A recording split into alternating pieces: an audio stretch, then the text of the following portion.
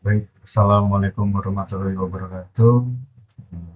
Sebelumnya, perkenalkan, nama saya Kevin Agnistiawan dengan NPM 2313025057 dari Program Studi Pendidikan Teknologi Informasi Angkatan 23 kelas A. Di sini saya akan mempresentasikan proyek aplikasi saya bernama Kuliahku. Di sini saya akan menjelaskan terlebih dahulu apa saja fitur yang ada di dalam aplikasi saya. Nah, pertama di sini akan ada halaman welcome. Di sini dapat logo, tulisan, dan tombol untuk masuk dan daftar.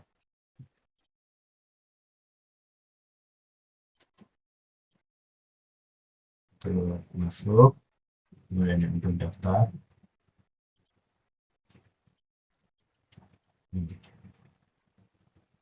Jika kita belum punya akun, kita daftar terlebih dahulu.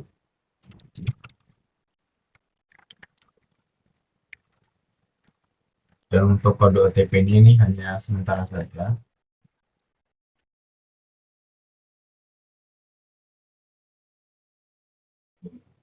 Dan muncul berhasil mendaftar. Dan kita akan login.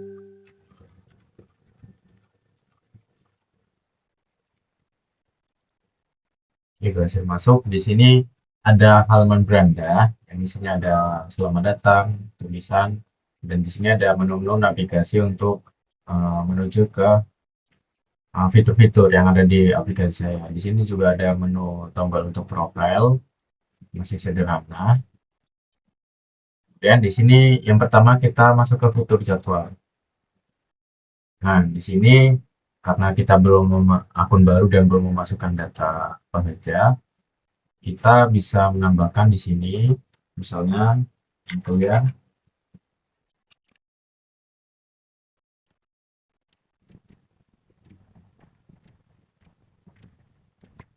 kita masukkan sesuai dengan kolom yang ada di sini.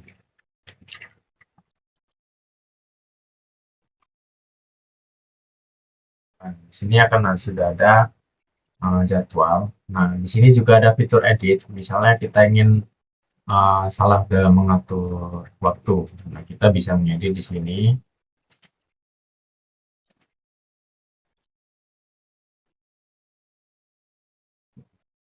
Nah, sudah bisa. Kemudian untuk chart jadwal per hari ini kita ada fitur. Di sini ada sesuai dengan ini tadi, full programming, hari, waktu, lokasi, dan dosen. Kemudian nih, tadi kita juga bisa menghapus jika ingin menghapus. Nah, dalam satu hari itu kita juga bisa memasukkan jadwal lebih dari satu dalam satu kartu. Misalnya di sini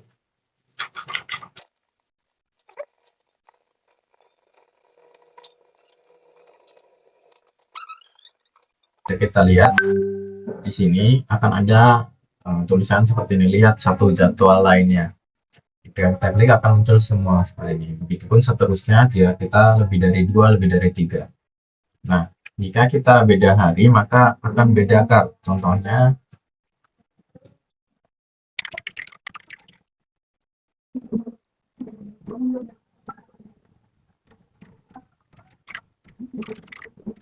nah, di sini akan muncul kart baru sesuai dengan hari-harinya.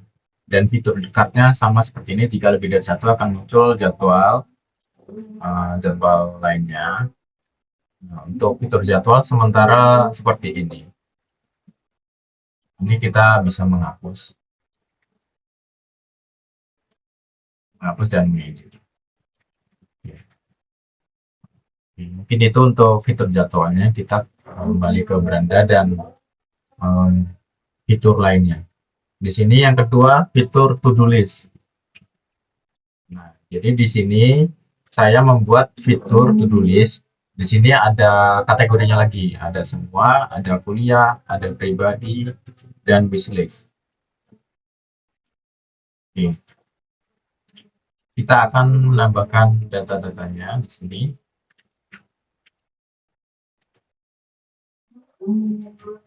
Misalnya kita ada tugas UTS.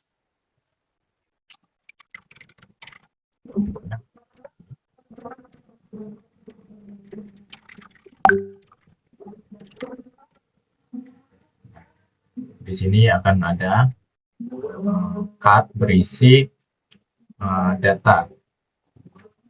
Kemudian kita bisa menambahkan lagi. Di sini misalnya di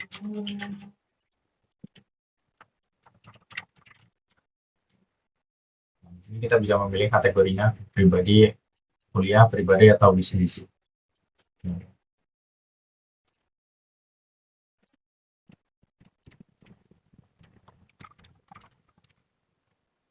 Dan seperti ini sesuai dengan data-data per tugasnya. Itu. Nah, di sini ketika kita klik akan muncul sesuai dengan filter tadi.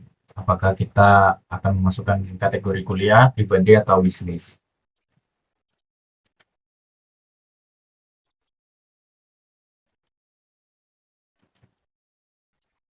Nah, di sini juga saya menaruhkan fitur yang sama seperti sebelumnya, ada fitur edit. Nah, kemudian di sini ketika kita sudah menyelesaikan tugasnya, kita bisa klik checkbox di sini.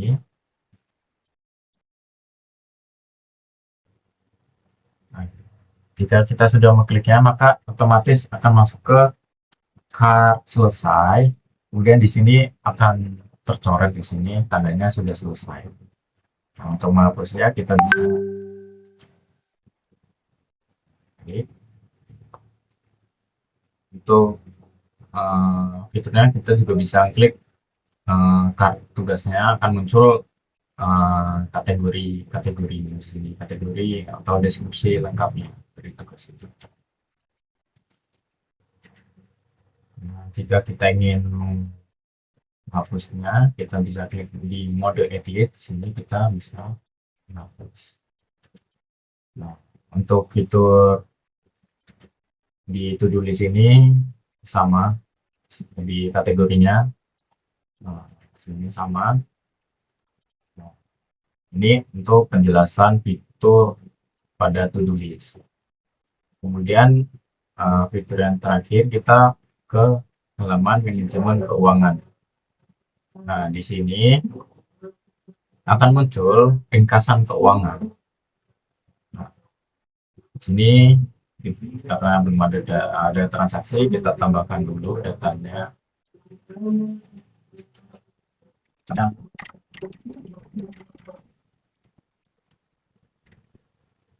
nah, ketika kita menambahkan data, di sini akan muncul sesuai dengan yang tadi. Di sini ada ketika masukkan uang 50.000, di sini akan muncul 50.000. Terus lalu di sini akan otomatis masuk ke total pemasukan dan pengeluaran. Ketika kita misalnya menambahkan pengeluaran, nah di sini kita akan menambahkan pengeluarannya. Misalnya kita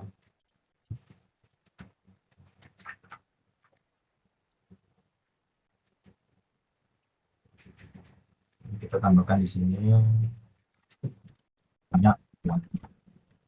Nah, maka otomatis ada pengurangan di sini 15.000 dan otomatis saldo sisanya akan terhitung sesuai dengan perhitungan. Nah, kan di sini juga sama seperti fitur card lainnya. Di sini ketika kita menambahkan misalnya ini menambahkan sisa uang kemarin.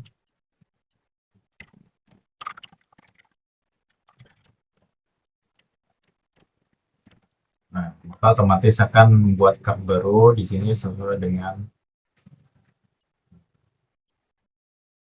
data terbaru di sini. Dan otomatis akan masuk ke total pemasukan. Ini ada fitur mode edit yang kita bisa untuk mengeditnya.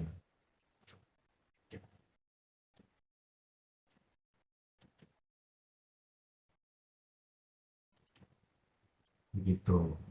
Nah, kemudian di sini ada tombol reset. Nah, yang berfungsi jika saldo sisa saat ini akan menjadi saldo awal untuk periode baru dan riwayat transaksinya akan dihapus. Ketika kita klik reset, maka di sini total pengeluarannya otomatis nol karena sudah di reset dan sisanya akan masuk ke hasil reset. Jika kita menambahkan baru,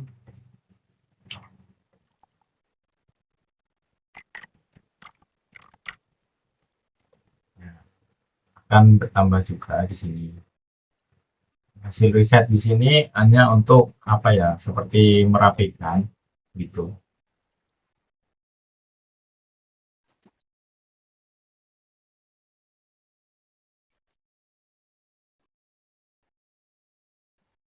Nah, gitu. Itu untuk fitur manajemen keuangannya. Hmm. Untuk fitur-fitur pada aplikasi sudah saya jelaskan. Selanjutnya saya akan menjelaskan kode-kode yang saya buat untuk membuat project saya. Baik, di sini saya akan melanjutkan penjelasan saya, tapi sebelum saya menjelaskan isi dari kode-kode pada fitur halaman, di sini saya akan menjelaskan dulu hub spek YAML-nya dulu terlebih dahulu. Nah, di sini uh, isi dari kodenya itu ada nama aplikasi dan penjelasan deskripsi-deskripsinya. Nah, file ini itu berfungsi sebagai konfigurasi utama uh, proyek router saya.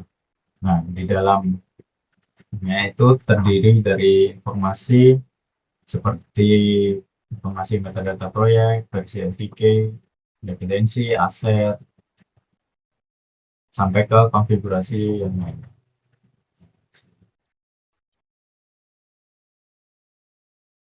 Kemudian saya akan menjelaskan di sini yang pertama ada halaman render.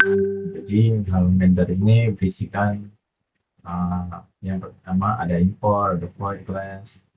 Nah, jadi yang import ini yang pertama mengimpor pustaka dasar dari Flutter untuk membangun UI.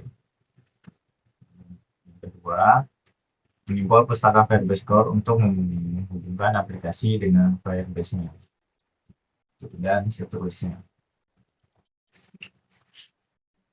Kemudian di sini ada outget. Jadi di outget ini sama struktur kodenya. Yang pertama ada import. Di sini yang pertama ada import pustaka Firebase. Nah, fungsi dari import ini adalah memasukkan data-data uh, yang akan digunakan gitu. Di sini ada yang pertama outget ini widgetnya atau menjadi gerbang autentikasinya gitu. Di sini ada widget-widgetnya untuk outgetnya. Kemudian di sini ada outback-nya. Nah, outback ini stateful widgetnya, ya artinya UI-nya itu bisa berubah ketika beralih antara ketika halaman login dan register.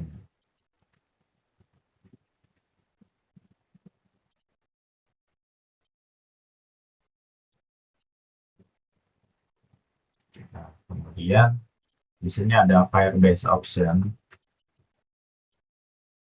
Nah, file ini itu dihasilkan secara otomatis oleh Flutter Fire CLI lainnya yang berisikan konfigurasi Firebase berdasarkan platform yang digunakan. Misalnya kita akan menggunakan Android gitu. Nah, di sini ada konfigurasinya untuk versi webnya dan Android-nya. Kebetulan saya membuat untuk web dan untuk Android. Di sini ada API-nya, ada ID-nya sesuai dengan project di Firebase-nya. Nanti dari project Firebase itu kita hubungkan ke router di sini. Itu untuk penjelasan eh, apa ya, seperti gerbang-gerbang untuk masuk ke menjalankan aplikasinya gitu.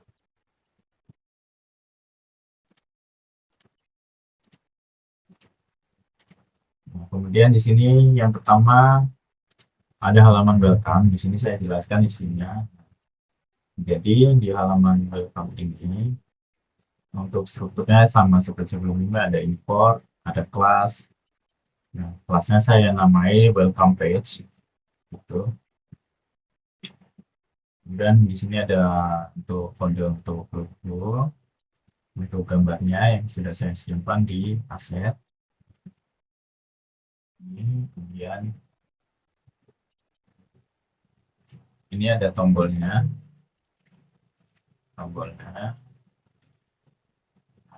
itu untuk kode susunan untuk halaman welcome. Ini ketika kita masuk di sini saya akan menjelaskan kode-kodenya di halaman login. Nah, di sini strukturnya masih sama, ada import, ada kelasnya saya namai login page.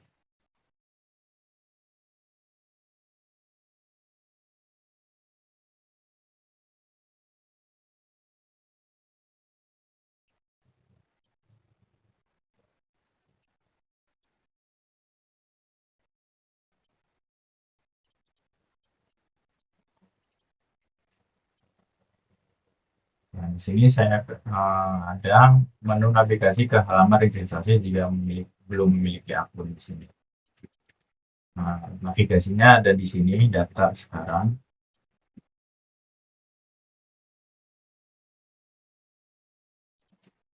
Itu untuk halaman loginnya. Kita masuk ke halaman registernya.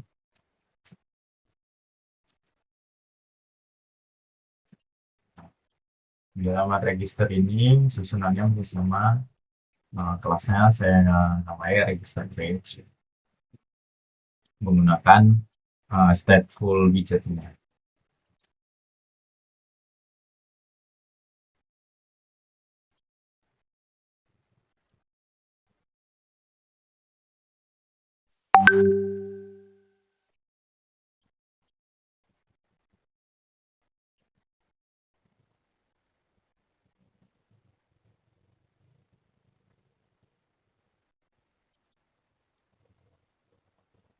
Itu untuk halaman registernya. Kita akan masuk ke halaman homepage-nya.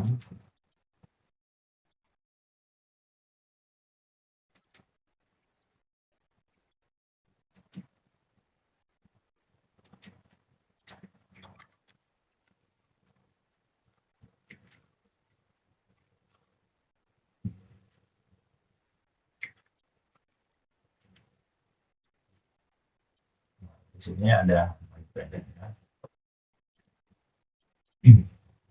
Nah, di sini sama ada import. Nah, ini ada import package footer, package Google Font, Google font-font yang saya gunakan. Kemudian ada profile page, import profile page, schedule page, dan sebagainya. Nah, di sini seperti yang dijelaskan tadi, fungsi import tadi adalah untuk memasukkan data-data agar fitur di beranda ini bisa berjalan sesuai dengan hooks-nya tadi. Kemudian di sini ada widgetnya untuk halaman utama menggunakan status widget. Kemudian di sini ada widget untuk beranda di sini. Nah, di sini ada tombol navigasi ke halaman profile di sini. Ketika diklik akan muncul ke halaman profilnya di sini.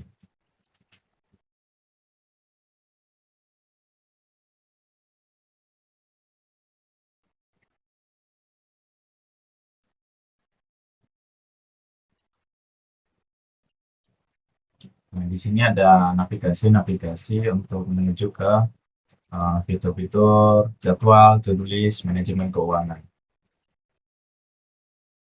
Nah, di sini ada widget untuk bangun kartu-kartu yang di sini. Kita ada widget namanya build menu item card.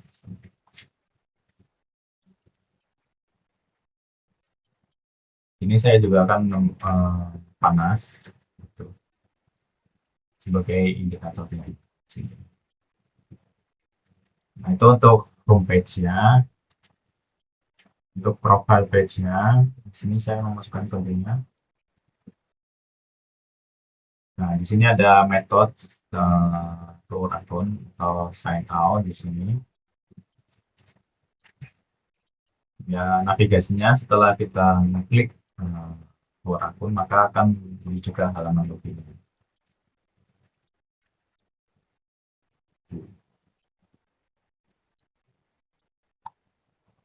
Kemudian saya akan menjelaskan uh, schedule, schedule page di sini menu untuk jadwal.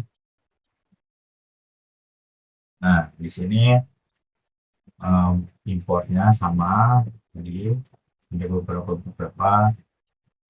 Groupon, terus ini dari base out juga cloud store-nya yang agar bisa terhubung ke project Cloudbase tadi.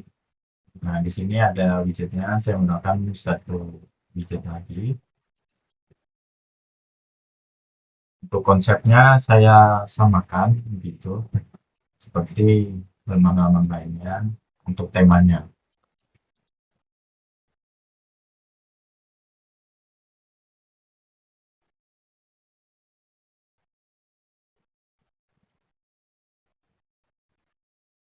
Nah, tadi ini jika tampilannya beda jadwal, akan kosong ada dan ada tulisan jadi belum ada jadwal.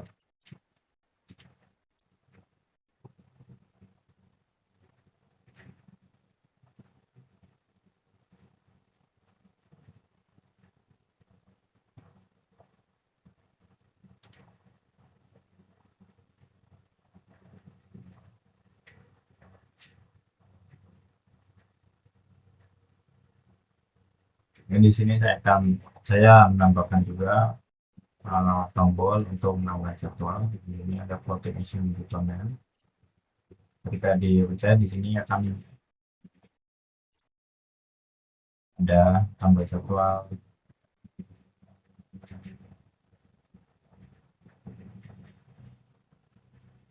Nah, di sini saya menambahkan fungsi untuk mengubah jadwal berdasarkan hari dan mengurutkannya berdasarkan jam mulai agar tersusun secara rapi. Bisa kita lihat di sini tersusun berdasarkan waktunya.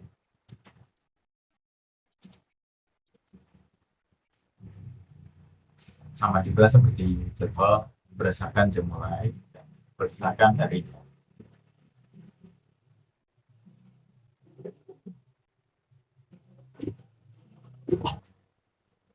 Di sini saya lanjutkan untuk fitur pada halaman to-do list-nya. Di sini untuk kelasnya to-do page, saya namanya to-do page dan widgetnya set to widget.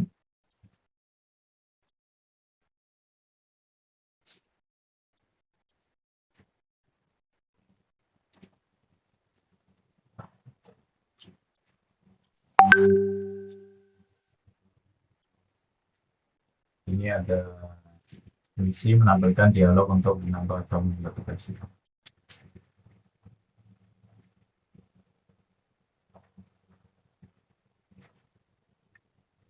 Di sini ada berikutnya tanggal waktu sesuai dengan desain saya di sini.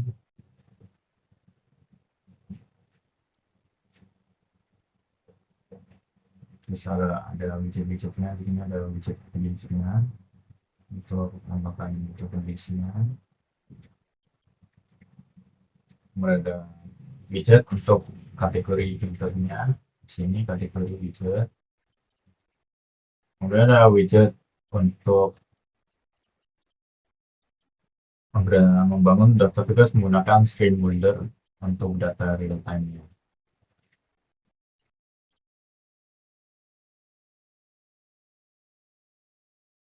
Ini ada widget tugas di sini, widget untuk membangun daftar tugas. Itu untuk kode dari to do list. Kemudian saya akan menjelaskan fitur untuk halaman manajemen keuangan, kode-kodenya. Sini sama ada import. Kemudian ini saya mendapatkan kelas transaction. Nah, untuk datanya di sini menggunakan tipe data string, double datetime string, pure string. Nah, untuk kemudian sesuai dengan ini.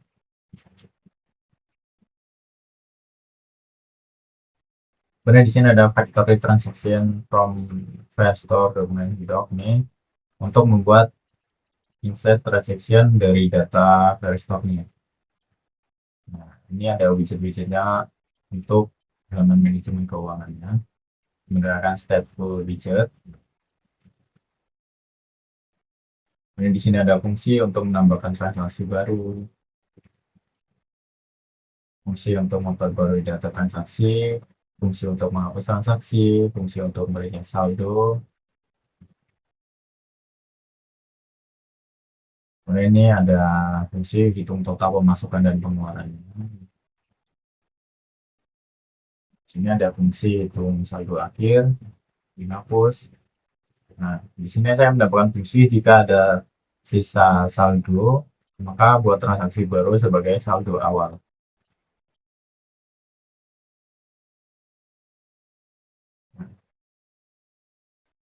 Ini ada dialog tadi, dialog untuk reset. Dan di sini melakukan dialog untuk membuat transaksinya. Di sini.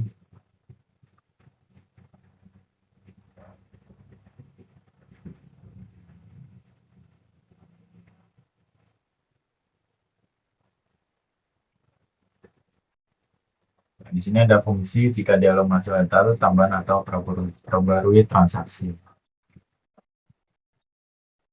Dan di sini ada pesan jika pengguna belum login akan menampilkan pesan. Anda harus login untuk melihat data ini.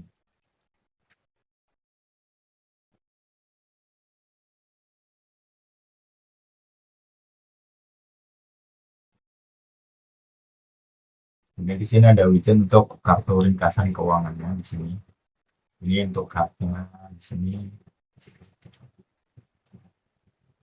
Ada parameter untuk menampilkan mata uang rupiahnya di sini. Nomor formatnya.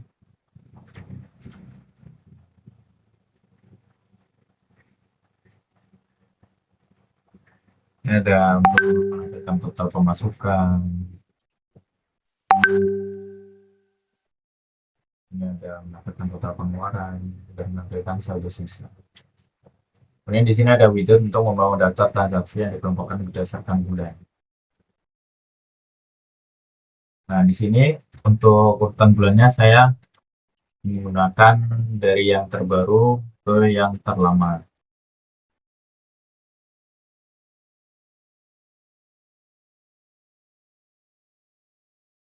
Di sini ada fungsi jika mau ditampilkan tombol dan edit dan hapus di sini.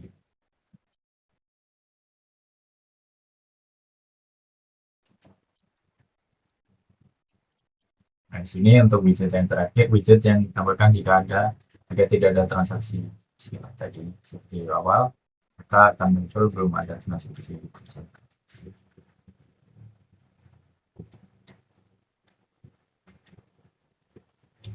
Baik, mungkin itu saja yang dapat saya jelaskan mengenai fitur-fitur kode-kode yang ada dalam proyek saya bernama aplikasi saya bernama kuliah. Mohon maaf bila ada penjelasan yang kurang jelas. Saya akhiri. Wassalamualaikum warahmatullahi wabarakatuh.